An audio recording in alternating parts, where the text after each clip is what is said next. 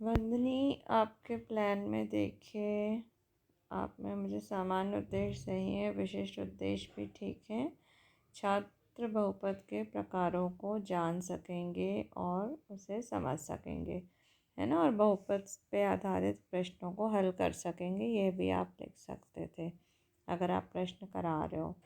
पूर्ण ज्ञान आपने लिख दिया, प्रस्तावना सही लिखी है।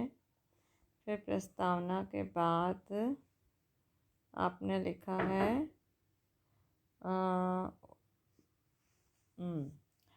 ऐसा पद जिसमें बहुत से पदों से क्या कहते हैं, ये छात्र नहीं बता पा रहे। समस्यात्मक प्रश्न। तो पहले आप सीधे ये मत लिखो छात्रों, आज हम गणित विषय में बहुपद के बारे में तथा बहुपद के प्रकारों के बारे में अध्ययन करेंगे। इसके पहले आप उन्हें बताइए, ऐसे पद जिसमें बहुत से पद होते हैं उसे बहुपद कहते हैं। और फिर लिखिए, आज हम बहुपद के बारे में और उसके प्रकारों के बारे में अध्ययन करेंगे। समस्यात्मक या प्रॉब्लमेटिक क्वेश्चन को डायरेक्ट स्टार्ट नहीं करते हैं। ठीक है, ठीक है। चलो अब हम आगे बढ़ते हैं। तो हमने बताया उद्देश्य कथन में लिखा जाता है। पहले आप बताइए कि ऐसे पद जिसमें बहुत सारे पद हों उसको बहुपद कहते हैं, और आज हम उसके बारे में पढ़ेंगे। अब आते हैं, आपने यहाँ पे लिखिए शिक्षण प्रविधि, विश्लेषण प्रविधि और संश्लेषण। दिस इज़ नॉट प्रविधि, यह विधि होती है, मेथड है। तो यहाँ शिक्षण मेथड लिखेंगे आप, शिक्षण विधि, विश्लेषण और संश्लेषण विधि, ना कि प्रविधि।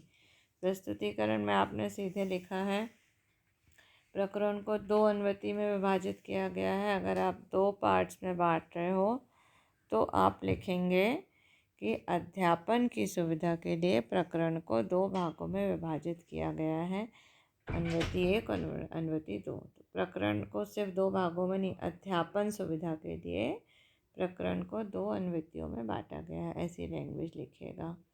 अब अनुवृत्ति 1 है बहुपद की परिभाषा एवं विस्तार। ठीक है, यहाँ आपने कथन किया है एक बीजी व्यंजक, कहाँ गया, वेट,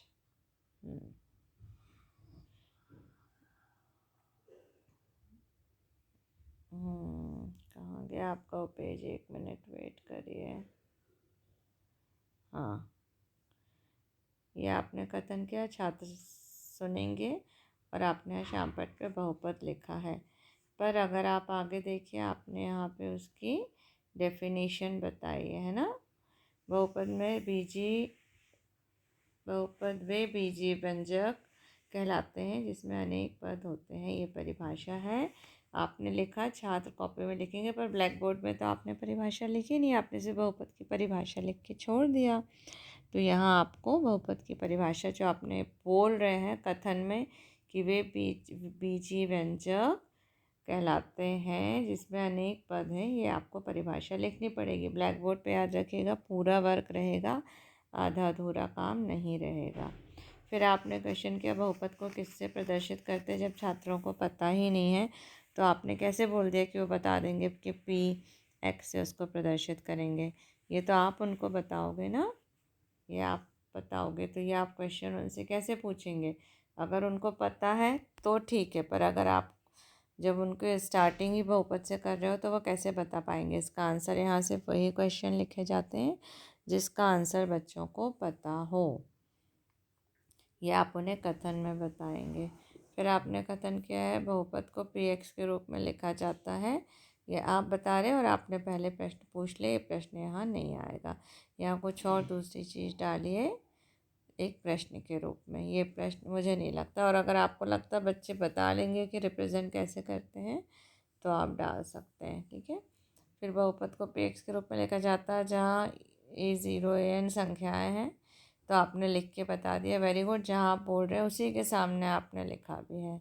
फिर आपने यहाँ ऊपर लिखा संश्लेषण विधि, यहाँ विधि अलग से नहीं लिखी जाती है, ये लिखने की ज़रूरत नहीं है संश्लेषण विधि। फिर आपने कथन किया है, बताया है, बच्चों से क्वेश्चन पूछा है PX में क्या है, ये सही क्वेश्चन है विकासात्मक, कि उन्होंने बता दिया कि अचर संख्याएं हैं, इतना वो बता सकते हैं। फिर स्पष्टीकरण आपने लिखा, इसको आप कथन ही लिखिए। ठीक है, स्पष्टीकरण की जगह सीधे कथन लिखे रहने दीजिए। फिर ये मानक रूप है, बहुपद को x के घातांकों में लिखना ही मानक रूप होता है। ये बच्चे बता देंगे, नहीं बता पाएंगे, बल्कि आप ये पूछ सकते हो कि बहुपद को हम कैसे लिखते हैं, तो ये बच्चे बताएंगे कि उसको x के घातांक के रूप में लिखते हैं, क्योंकि अभी आपने पीछे समझाया है। फिर आप बताइए कि इसको मानक रूप कहते हैं, क्योंकि पहले से उनको नहीं पता है कि ये मानक रूप है। यह आपका क्वेश्चन हो जाएगा, बहुपद को कैसे लिखते हैं, एग्जाम्पल दो।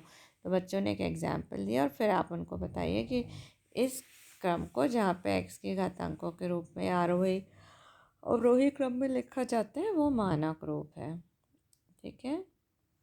फिर आपने ये बीच में क्यों डाला, छात्राध्यापक का क्रिया छात्र क्रिया, ये बीच में डालने की ज़रूरत नहीं है। एक पेज में आपने ऊपर हेडिंग डाल दी है, बहुत है। बीच बीच में फिर से हेडिंग को रिपीट नहीं करते हैं।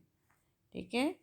आपने शिक्षण बिंदु के सामने ये चीज़ हट जाएगी पूरी। शिक्षण बिंदु, छात्राध्यापिका क्रिया और छात्र क्रिया, सिर्फ इसके बाद सीधे बोधात्मक प्रश्न आ जाएंगे। ये चीज़ यहाँ नहीं आएगी।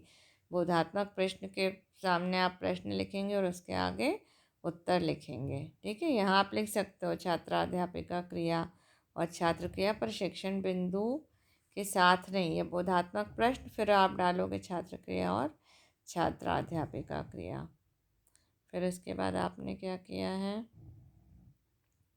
फिर आपने सेकेंड अनुवृत्ति 2 चालू की है, अनुवृत्ति 2 बहुपद के प्रकार, और फिर आपने विश्लेषण विधि डाली। यहाँ ये नहीं डालिएगा क्योंकि आप शुरू में लिख चुके हैं कि आप कौन कौन सी मेथड यूज़ करेंगे। बहुपद का उदाहरण बताइए। Very good. जब इन्होंने उदाहरण बताया, जब छात्र उदाहरण बताएंगे तो आप सिर्फ सुन लेंगे मैथ्स के टीचर, कि साथ ही साथ उसको ब्लैक बोर्ड में लिखेंगे। आपने यहाँ ब्लैक बोर्ड में उस चीज़ को नहीं लिखा है, तो आप उस चीज़ को ब्लैक बोर्ड में भी लिखेंगे। इस चीज़ को समझिए। फिर आपने लिखा है शिक्षक कथन में बहुपद 4 प्रकार के होते हैं, छात्र सुनेंगे। तो बहुपद के प्रकार लिख के छोड़ दिया। जो आपने यहाँ लिखा है 4 प्रकार, आप छात्राध्यापिका क्रिया में लिख रहे हैं, वही चीज़ आप श्यामपट्ट कार्य में भी लिखेंगे। लिखेंगे कि नहीं लिखेंगे, कि सिर्फ आप बोल के छोड़ देंगे? उन चारों को आपने श्यामपट्ट कार्य में नहीं लिखा, ये लिखेंगे। ध्यान रखो, मैथ्स में क्लास में सिर्फ आप प्रकार मुँह से बता दोगे नहीं, आप उसको लिख के बताओगे। फिर है समीकरण 4 में कितने पद हैं, इसमें एक भी पद नहीं है। आपने कहाँ समीकरण 4 लिखा है ये बताइए। कहाँ समीकरण 4 तो यहाँ कहीं नहीं दिख रहा है। किस समीकरण के बारे में आपने पूछा है वो बताइए। यहाँ पे कहाँ समीकरण 4 है? मुझे तो आपकी कॉपी में कहीं समीकरण 4 नहीं दिख रहा है। इसलिए आप पहले समीकरण लिखिए और फिर पूछिए कि इसमें कितने पद हैं। ये चीज़ यहाँ गलत की है स्टूडेंट ने। अब आपका है शिक्षक कथन, ऐसा पद जिसमें एक ही पद और शून्य पद कहलाता है। यहाँ आपने लिख के भी बताया, ये चीज़ सही है। 2x में कितने पद है? 2x में एक पद है। वेरी गुड, ये भी आपने लिखा, पर ब्लैक बोर्ड में आपने वो चीज़ नहीं लिखी। तो ब्लैक बोर्ड में भी लिखिए 2x और एक पद शॉर्ट में। ब्लैक बोर्ड में जिस लैंग्वेज में लिखा जाता है वहाँ आपको लिखना पड़ेगा।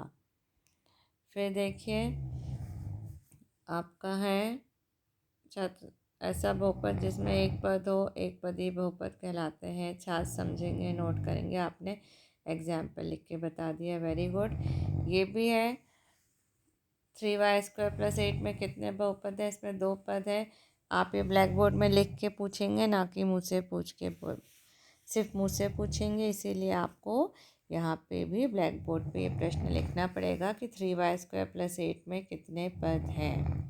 फिर आप उसको पूछेंगे। तो याद रखिएगा, मैथ्स में मुंह से बोलने अकेले से काम नहीं चलता, आपको ब्लैक बोर्ड में लिखा जाता है।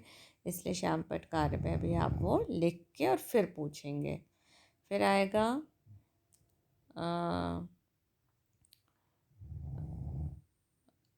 फिर वही गलती कि आपने विकासात्मक प्रश्न किया, x² + 3x + 6 में कितने पद हैं।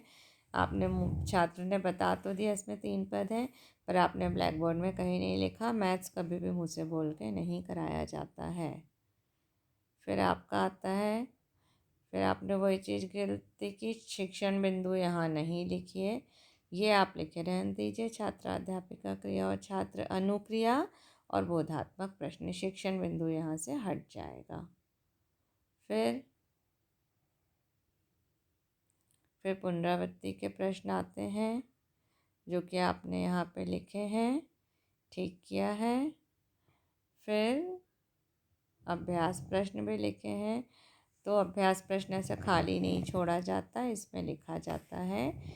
क्या करना है आपको, निम्नलिखित में रिक्त स्थानों की पूर्ति कीजिए। पूरा लिखिए, किसी को क्या पता क्या करना है, तो निम्नलिखित रिक्त स्थानों की पूर्ति कीजिए। गृह कार्य आपने दे दिया है और गृह कार्य देने के बाद आपने उसको अपना लेसन ख़त्म किया है। अब स्टूडेंट, मैंने जो गलतियां बताई हैं आप उनको सुधार लीजिएगा। ये एक लेसन प्लान एक स्टूडेंट का लिखा हुआ था, उस लेसन प्लान के आधार पर मैंने आपको पॉइंट्स समझाए हैं। आई होप कि आप लोगों को समझ में आए होंगे।